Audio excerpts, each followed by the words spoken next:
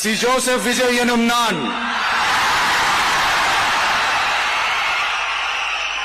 தமிழ்நாட்டு அரசின் முதலமைச்சர் என்ற முறையில்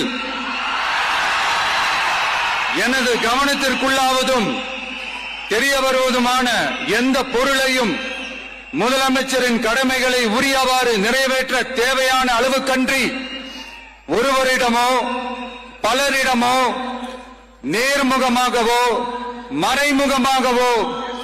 அறிவிக்கவோ வெளிப்படுத்தவோ மாட்டேன் என்று ஆண்டவன் மீது ஆணையிட்டு உறுதிமொழிகிறேன்.